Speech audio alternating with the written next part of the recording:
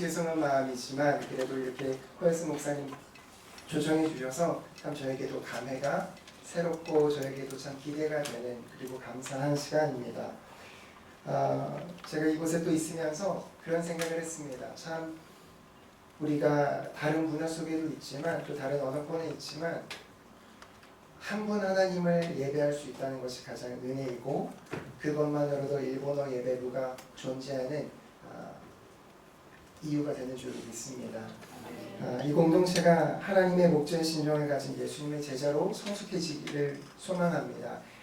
부족하지만 오늘 제가 말씀을 나눌 텐데 이 말씀을 통해서 여러분 가운데 그리고 신앙생활 가운데 그리고 이 일본어 예배부 가운데에 다시 한번 하나님께서 주시는 그 마음 또 비전을 붙드는 시간 되면 좋겠습니다.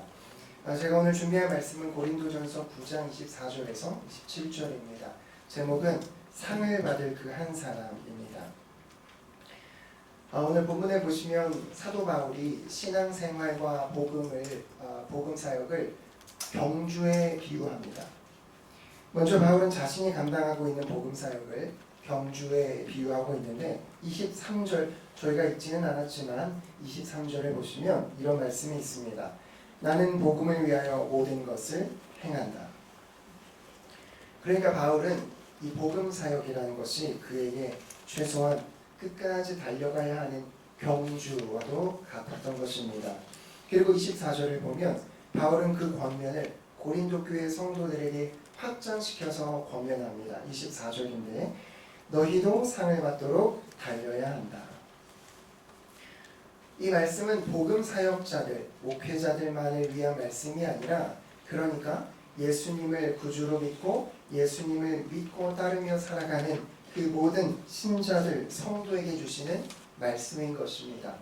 그렇기 때문에 우리의 신앙생활도 그리고 우리의 복음사역도 우리가 걸어가야 할, 달려가야 할 그 사명의 삶도 모두 경주, 달리기입니다.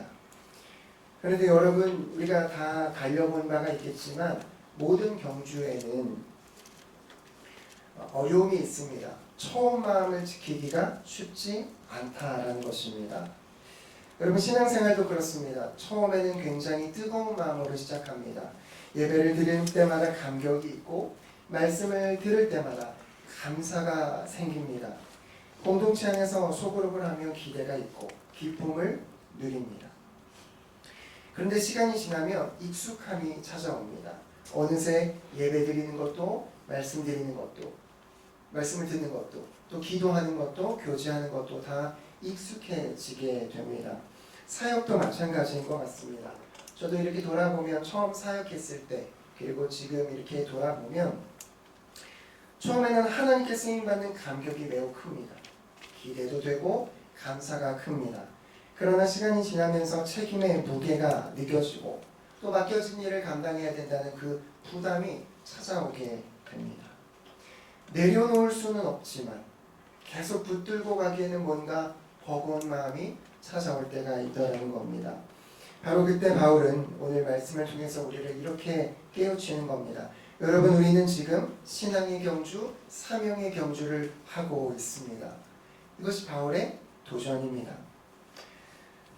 24절 상반절에 보면 바울이 이렇게 말을 합니다.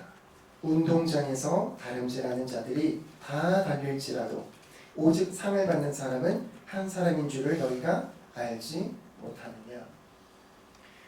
이 바울이 고린도 성도들이 익숙하게 알고 있던 경기장의 모습을 비유하고 있는데 왜냐하면 이 고린도 교회 성도들에게 이 경기장, 운동장이라는 이미지, 그림은 매우 익숙한 것이었기 때문입니다. 여러분 아시다시피 고린도 근처에서는 당시에 이스미아 제전이라는 대형 대회가 열렸습니다. 그 대회에서는 경주도 있고 권투 경기도 있고 여러 가지 경기가 치러졌습니다. 그러니까 이 바울이 운동장이라고 이렇게 언급했을 때 고린도 성도들은 곧바로 실제 경기장의 모습을 떠올릴 수 있었습니다. 그게 어려운 일이 아니었습니다. 예를 들어서 이런 거죠.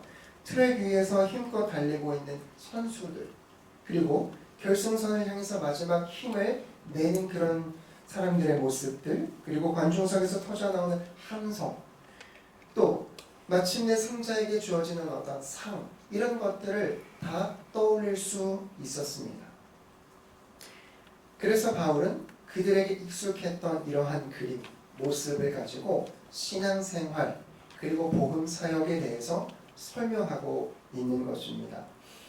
여러분, 제가 오늘 이 말씀을 준비하게 되고 또 제가 이 말씀을 묵상할 때마다 저에게 참 흥미로운 지점이 하나 있는데, 그게 뭐냐 하면 이 저희가 읽었던 24절의 말씀인데, 많은 선수가 운동장에서 다 달립니다. 한 트랙에서 보통 8명 이렇게 달리잖아요. 다 달립니다. 그런데 저희가 주목할 것은 상을 받는 사람은 오직 한 사람이더라, 그렇게 얘기를 합니다. 물론 바울이 말하는 것은 영적인 상도 딱 한 사람만 받는다, 그 말은 아닐 것입니다. 그렇다고 해서 바울이 경쟁심을 유발하는 것도 아닐 겁니다. 옆에 있는 사람 이겨야 합니다, 당신이 이겨야만 합니다, 이렇게 경쟁심을 유발하는 것도 아닙니다. 여기서 바울이 강조하는 것은 제가 발견한 건 이겁니다. 신앙생활과 복음사역은 단순히 우리가 참여했다고 해서 결과가 보장되는 그런 경주가 아니라는 사실입니다. 무슨 말이냐 하면, 우리가 트랙 위로 올라섰다라는 이유만으로 모두가 같은 열매를 맺는다는 말이 아닙니다. 예배 자리에 있다고 해서, 사역의 현장에 있다고 해서 모든 사람이 동일한 은혜를 받는 것이 아니라는 것입니다. 우리가 양육을 받고 훈련을 받아도 모두가 똑같은 수준으로 영적 성숙을 경험하는 게 아니라는 말씀입니다. 마찬가지인 것 같습니다. 여러분, 이곳에 일본어 예배부로 속해 계시고 이렇게 예배를 드리고 계시는데, 여러분 어쩌면 우리가 이 부서에 속해 있다는 그 사실만으로, 그 사실 자체만으로 그 일본을 향한 하나님이 주시는 마음이 깊어지는 것은 아닐 수 있습니다. 일본어로 예배드리고 일본 선교에 대해서 함께 기도하고 이렇게 마음 모으는 건 너무나도 귀한 일입니다. 저도 많이 도전받습니다. 그러나 이 일을 하는 자리에 있는 것 그 자체만으로 그것이 여러분들에게 영적 성숙을 보장하거나 일본 사역의 열매를 보장하는 것은 아니라 말하는 겁니다. 그래서 바울은 자칫 신앙생활하는 가운데, 그리고 우리가 이렇게 사역을 하는 가운데에 무뎌지고 잠들 수 있는 우리의 영혼을 오늘 이 말씀 24절에서 27절을 통해서 깨우치고 있습니다. 24절 하반절을 보면 이렇게 도전합니다. 너희도 상을 받도록 이와 같이 다름질하라. 제가 여러 가지 번역 성경을 통해서 한번 이 본문을 보았는데, J.B. 필립스라는 목사님의 번역이 굉장히 저에게는 와닿았습니다. 여러분은 상을 받겠다는 일념으로 달려야 합니다, 이렇게 번역합니다. 바울은 우리에게도 신앙생활하면서 사역을 감당하면서 상을 바라보며 달리는 사람처럼 감당하라, 그렇게 권면합니다. 그렇다면 자연스럽게 이런 질문이 생기겠죠. 다 달리는데, 여러 명이 달리는데 왜 결과가 달라질까? 똑같은 트랙 위를 달리고 있는데 왜 어떤 사람은 상을 받고 어떤 사람은 그 상을 받지 않을까? 그 이유가 무엇일까? 무엇이 그 차이를 만들어내는 것일까? 오늘 바울의 비유를 보면 그 답은 분명합니다. 우리가 어떻게 달리느냐에 달려있다는 것입니다. 우리가 어떻게 달리느냐에 따라서 그 결과가 달라지더라는 사실입니다. 이런 질문을 드리면서 본론으로 들어가려고 하는데, 여러분 이런 질문을 한번 스스로 던져보십시오. 우리가 상을 받기 위하여 어떻게 달려가야 할까? 어떻게 하면 이 바울이 도전하는 대로 상을 받을 그 한 사람이 될 수 있을까? 어떤 태도로 감당해야 삶에서, 사역의 현장에서 하나님 기뻐하실까? 여러분 이런 질문들 한번 같이 던져보면서 오늘 말씀을 나누며 주겠습니다. 그리고 특별히 이 부서를 섬기는 분들에게 더 권면하는 건 이 질문도 함께 던지면 어떨까 합니다. 어떻게 하면 일본을 향한 하나님의 마음을 잃지 않고 이 마음 유지하면서 이 사역과 이 사명과 비전을 유지하며 감당할 수 있을까? 함께 질문하면서 들어가 보도록 하겠습니다. 바울은 오늘 세 가지를 가르쳐 줍니다. 첫 번째는 자신을 다스리는 것입니다. 25절 상반절에서 바울은 이렇게 말합니다. 이기기를 다투는 자마다 모든 일에 절제한다. 여러분, 여기에서 이기기를 다투는 자, 선수죠. 선수. 그런데 이기기를 다투는 자라고 했을 때 단순히 경기를 뛰고 있는 그냥 모든 한 사람 한 사람의 선수, 그냥 이 경기를 참여하고 있는 선수를 가리키지 않습니다. 이 말은 경기자가, 선수가 경기장에 들어선 순간부터 승리하기 위해서 전 존재를, 나의 모든 것을 걸고 온 힘을 다해서 싸우고 겨루려는 모습을 보여줍니다. 다시 말하면 승리하기 위해서 자신을 한계까지 몰아붙이면서 경주하려는, 겨루려는 사람을 가리킵니다. 그 사람이 이기기를 다투는 자입니다. 여러분, 우리가 하는 게 신앙생활입니다.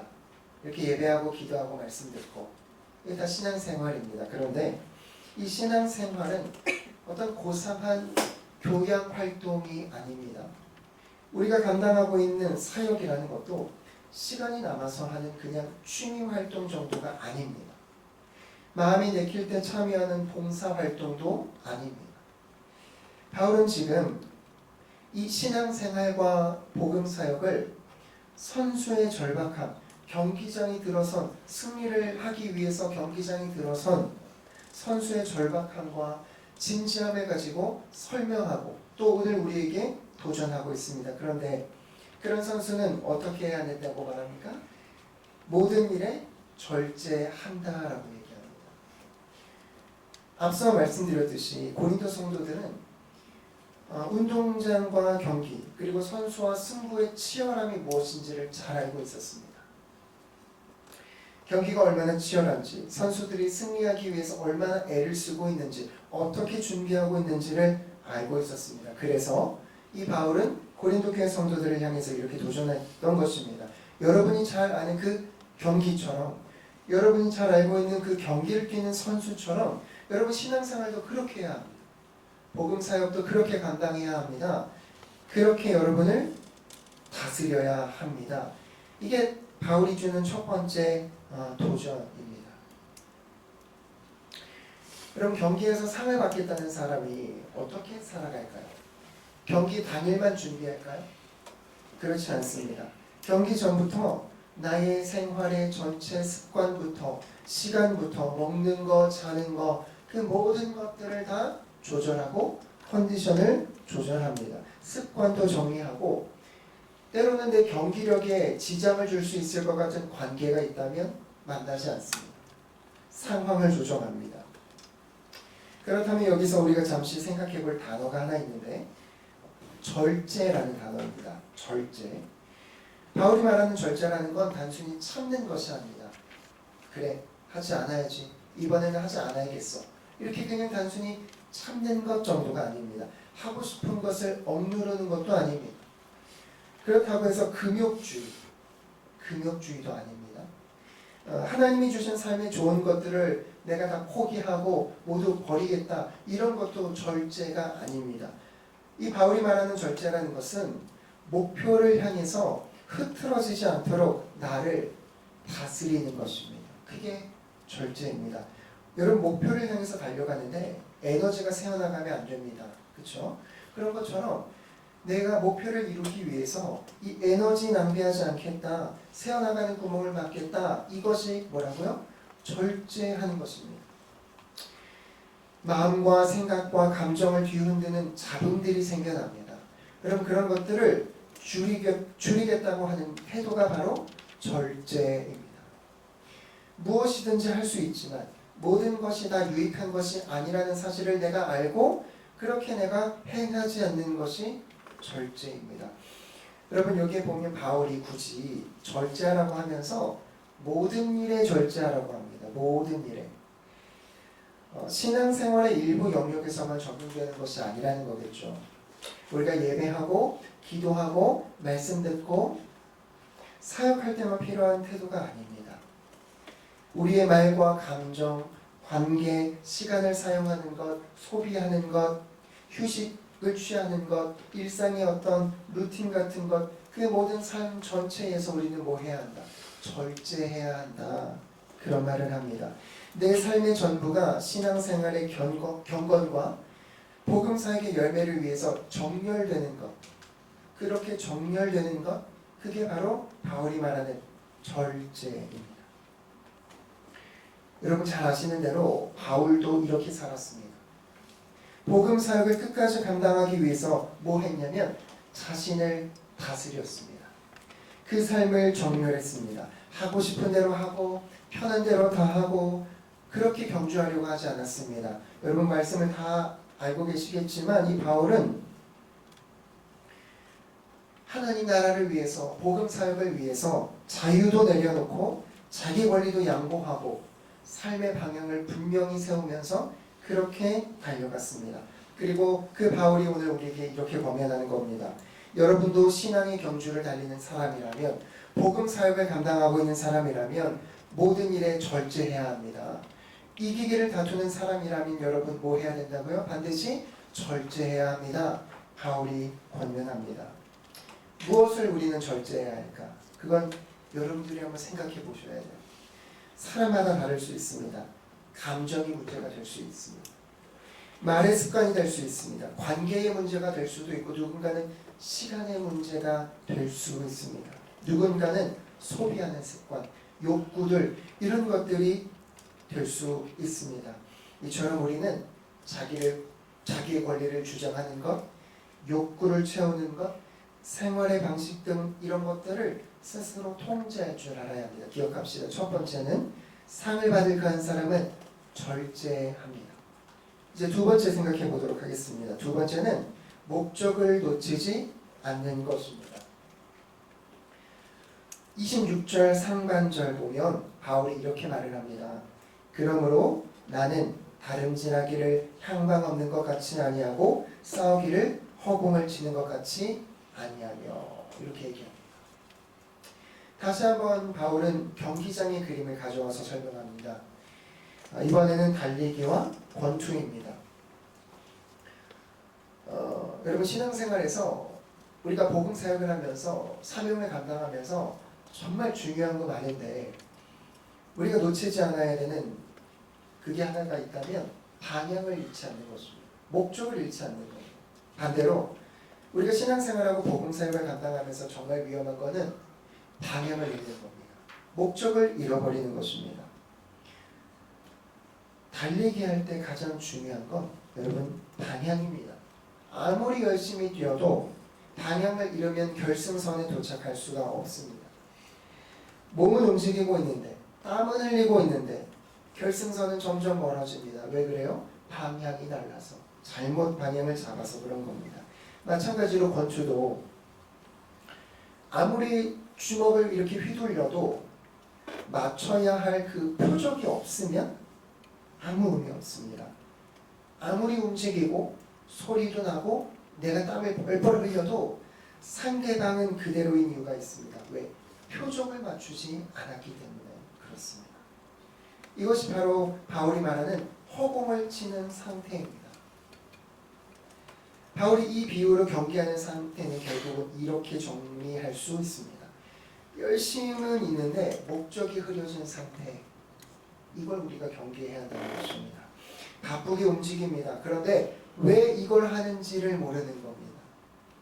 무엇을 위해서 이것을 하는지를 모르는 그 중심을 잃어버리고 흐려진 상태가 바로 허공을 치는 상태, 우리가 두 번째로 살펴볼 태도입니다.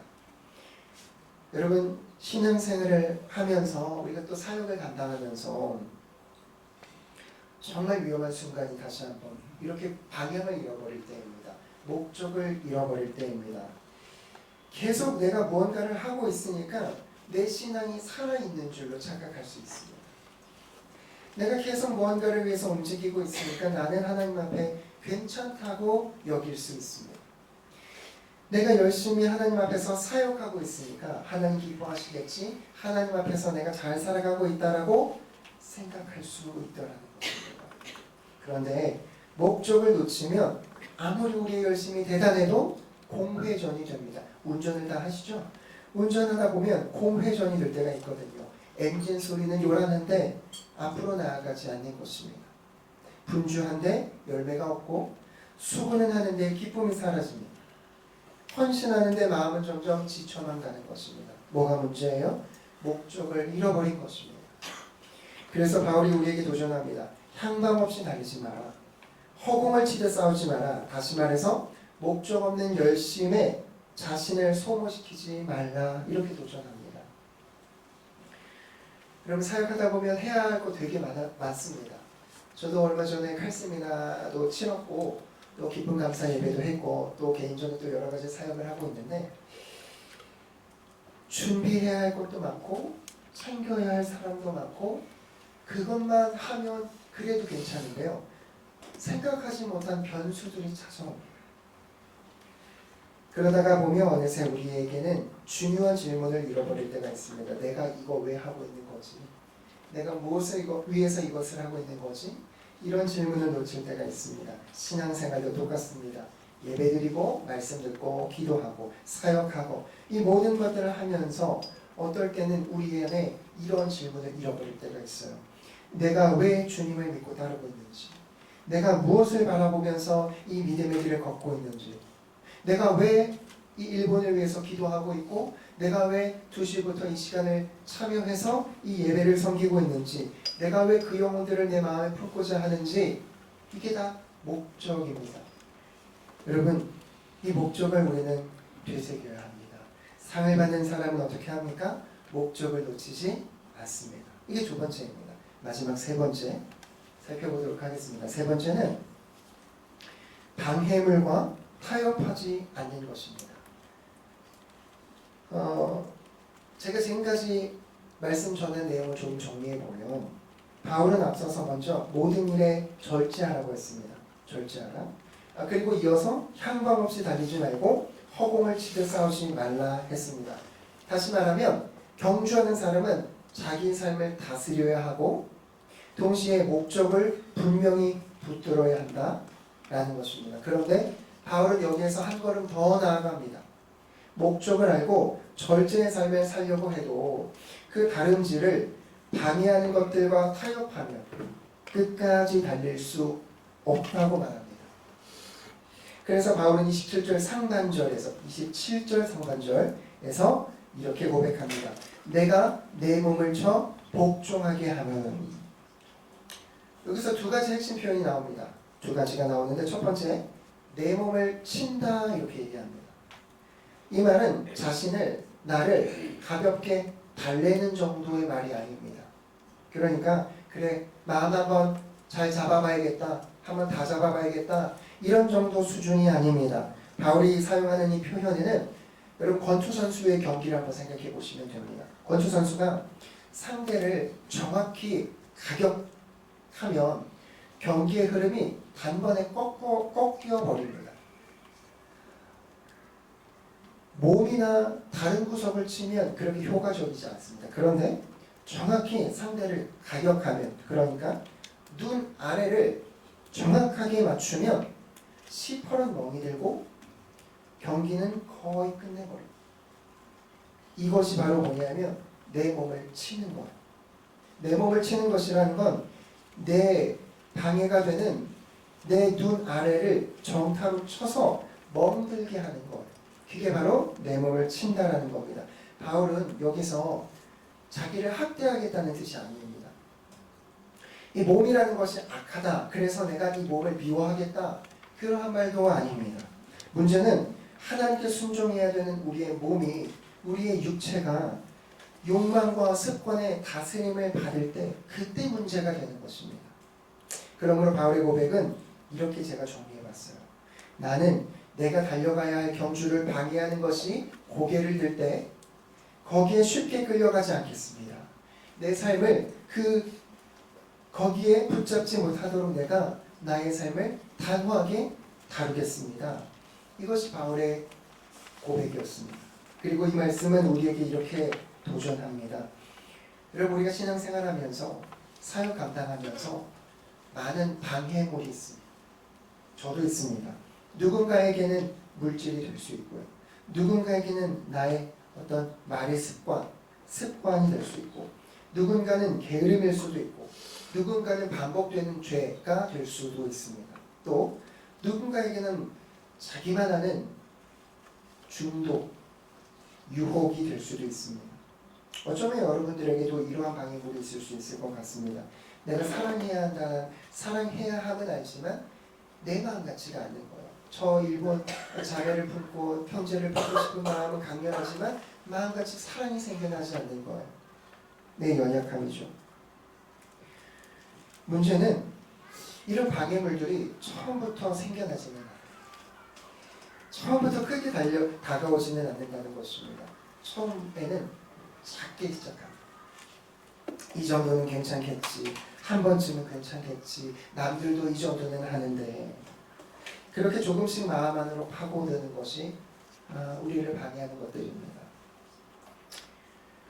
신앙생활을 하고 사명을 감당하면서 여러 가지 우리가 경계해야 하고 참 무서운 것이 있는데, 그 정도 하나는 작은 타협입니다. 타협하는 것입니다. 오늘 한번 봐주고 오늘 한번 대충 넘기려는 그런 태도가, 그런 선택이 한 번, 두 번 쌓이다 보면 어느 순간 내 중심이 무너져 버립니다. 쌓여 올려는 거는 오래 걸리거든요. 근데 무너지는 거는 한순간. 그러므로 방해물이 고개를 들 때 조심해야지. 이 정도 각오 가지고는 안 됩니다. 지금 이것이 내 믿음의 경주를 가로막고 있구나. 내 사명의 길에서 나를 주저앉히려고 하고 있구나. 안 되겠다. 내가 이것을 끌려다니는 것이 아니라 내가 이것을 내가 처리해야겠다. 이런 태도가 필요합니다. 여러분, 그럴 때에 그 실체를 보시고 주님 앞에서 단호하게 다루셔야만 합니다. 이 두 번째 우리 핵심 표현이 남아있죠. 두 번째 가면 복종케 한다라는 표현이 있습니다. 앞에서 내 몸을 친다라는 말이 방해물의 힘을 꺾어버린다라는 뜻이었다면, 여기서 복종하게 한다라는 말은 나아가서 그 방해물이 나를 더 이상 방해일 뿐만 아니라 나의 삶의 주인 노릇하지 않게 두겠다는 거예요. 나의 삶의 주인이 되지 못하게 하겠다라는 정도의 각오와 결단이 복종케 하겠다는 것입니다. 나아가서 내 안의 욕구와 습관을, 그것이 나를 끌고 다니게 하는 것이 아니라 더 나아가서 그것들을 오히려 하나님의 뜻 아래 두겠다는 것입니다. 그러니까 어떤 내 안에 있는 욕구나 습관이나 이런 행동 하나하나가 나를 끌고 가게 하는 것이 아니라 오히려 이것들을 뭐 아래? 하나님의 뜻 아래 두겠다라는 선언. 그것이 바로 복종하겠다라는 것입니다. 여러분, 우리가 이렇게 신앙생활 하다 보면요, 여러분 그거 아세요? 가끔 내 기분이 내 삶을 결정할 때가 있어요. 내 기분대로. 또 내 욕망이 내 선택을 지배할 때가 있어요. 내 습관이 내 사명, 하나님 주신 그 귀한 사명을 감당하지 못하도록 흔들 때가 있어요. 여러분, 그래서 바울의 고백은 내 기분이 내 삶을 결정하지 않게 하겠다는 것이에요. 그리고 내 욕망이 내 선택을 지배하지 않겠다라는 것입니다. 또 내 습관이 내 사명, 하나님 주신 그 귀한 사명을 흔들지 못하게 하겠다라는 것입니다. 그리고 그것들을 어떻게 한다고요? 하나님의 뜻 아래 복종시키겠다는 것입니다.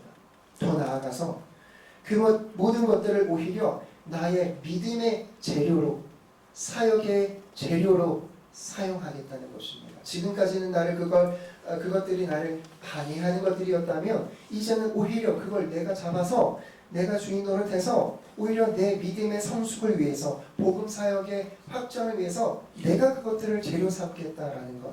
이게 바로 내 몸을 친다는 것입니다. 여러분, 우리도 이 정도면 되겠지 하는 정도로 마음 먹으면 이 경주를 끝까지 달릴 수 없습니다. 상을 받을 그 한 사람처럼 달리려면 분명한 각오가 필요합니다. 그러므로 우리도 이렇게 결단하면 좋겠습니다. 나는 내 신앙생활과 사명의 경주를 가로막는 유혹의 급소를 쳐서 그것이 나를 끌고 다니게 하는 것이 아니라 오히려 그것을 하나님의 뜻 아래 복종시키겠다. 그것을 오히려 믿음의 재료로 삼고 사역의 재료로 삼겠다. 저와 여러분의 고백 되기를 바랍니다. 여러분, 그리고 이렇게도 한 번 더 기도해야 할 것 같아요. 여러분들은 하나님, 제가 이 영혼들 섬기고 싶은데 제 안에 있는 편견이 하나님의 뜻 가운데 복종하게 하여 주옵소서. 내 안에 있는 냉소의 마음, 피로의 마음, 그리고 사랑하기 어려운 그 사람들, 하나님 내 힘으로 할 수 없는데 하나님 사랑할 수 있도록 하시고 그것들을 내가 감당할 수 있는 능력 주십시오. 하나님, 이 영혼을 향한 나의 눈물 메마르지 않게 하시고 주님의 눈물을 내 안에 부어주십시오. 여러분, 그것들을 위해서 방해하는 모든 것들이 있다면 뭐 하셔야 돼요? 내 몸을 쳐서 복종시킬 수 있기를 바랍니다. 여러분, 바울의 남다른 각오는 어떤 분이 이 내용을 가지고 말씀을 전하면서 정리했던 표현을 하나 보니까 굉장히 멋있어서 제가 하나 가져왔습니다. 경기장의 선수보다 더 치열하게, 전장의 군사보다 더 비장하게. 이게 바울이 복음 사역을 감당하고 신앙생활을 감당하기 위해서 붙들었던 태도입니다. 어떤 태도예요? 경기장의 선수보다 치열하게, 전장에 나가 있는 군사보다 더 비장하게. 그게 우리의 모두의 각오도 되어야 합니다. 바울만 신앙생활하지 않죠. 저희도 신앙생활하고 있고 바울만 복음사역하는 것이 아니라 우리도 그 뒤를 이어서 복음사역하고 있습니다. 그러므로 이 각오가 필요합니다. 세 번째, 기억합시다. 상을 받을 그 한 사람은 방해물과 타협하지 않습니다.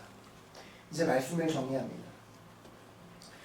여러분, 오늘 굉장히 많은 이야기를 제가 전한 것 같지만 사실 한 가지예요.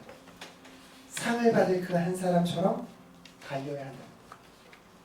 상을 받을 한 사람, 그 한 사람처럼 달려야 한다. 이 한마디입니다. 그리고 제가 마지막으로 한 번 더 질문하게 되는 것은 왜 이렇게까지 달려가야 할까? 왜 이렇게까지 절제해야 하고 왜 이렇게까지 목적을 붙들고 달려가야 할까? 왜 방해물과 타협하지 말아야 할까? 왜 그럴까? 25절 하반절에 정답이 있습니다. 우리는 썩어질 상을 바라보며 달리는 사람이 아니라 썩지 않을 상을 바라보며 달리는 사람이기 때문입니다. 여러분, 눈앞의 성취나 사람의 평가가 우리의 마지막 목적이 아닙니다. 우리가 바라보는 것은 주님 앞에 섰을 때 받게 될 썩지 않을 상입니다. 2000년 전이잖아요, 이 사건이. 그 당시에 사람들이 받았던 상, 면류가 다 썩었습니다. 세상의 상은 시듭니다. 사람의 박수도 멈춥니다. 지나갑니다. 성취의 기쁨도 오래가지 않습니다. 그러나 주님께서 주시는 상은 썩지 않습니다. 주님께서 약속하신, 주님이 인정하시는 삶, 주님을 위해서, 복음을 위해서 드려진 우리의 헌신과 수고, 믿음으로 완주해낸 우리의 인생은 절대로 썩지 않습니다. 여러분의 수고도 이 땅을 위해서, 저 일본 땅을 위해서, 그 영혼들을 위해서 품는 마음들, 그들을 위해서 하는 기도도 다 썩지 않습니다. 상이 됩니다. 그런데 이 마지막에 바울이 권면을 할 때 참 재미있는 하나의 통찰이 하나 있는데요. 이 권면을 할 때 떠올린 그림은 가벼운 조깅이 아니었습니다. 요즘 사람들 조깅 잘하잖아요. 근데 그 정도가 아니에요. 24절에 보면 운동장 이 얘기를 하는데 여기에 쓰인 단어는 스타디움이라는 말입니다. 스타디움. 경기장에서 뛰는 트랙을 가리키는 거죠. 여러분, 스타디움이라는 말 아시잖아요. 스타디움. 그게 스타디움, 운동장이에요. 무슨 얘기냐면 바울이 말하는 경주, 우리가 달려가야 하는 그 경주라는 건 조깅 정도, 가볍게 뛰는 산책 정도가 아니라 상을 바라보면서 온 힘을 다해서 달려가야 하는 경합의 자리입니다. 그래서 제가 이렇게 한번 정리를 해봤거든요. 결국 우리가 신앙생활을 한다는 건, 사역을 감당한다는 건 스타디움의 트랙 위로 올라서는 일입니다. 여러분, 이해가 되셨나요?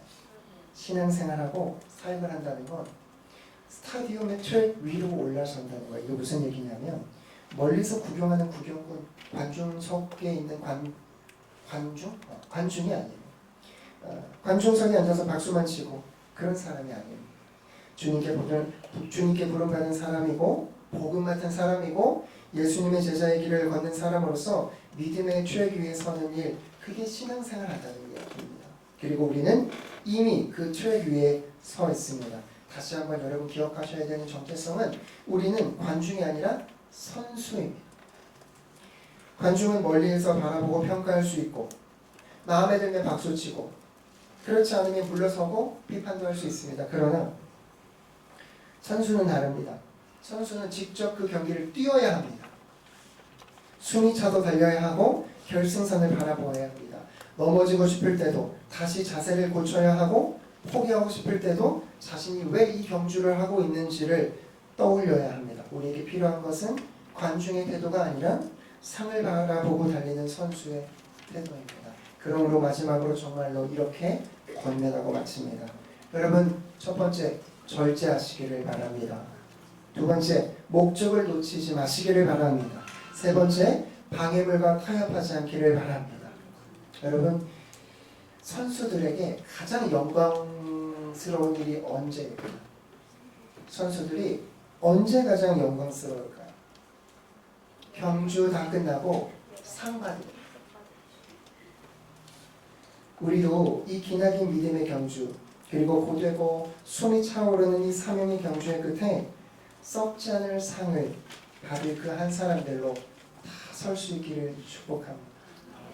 기도하겠습니다.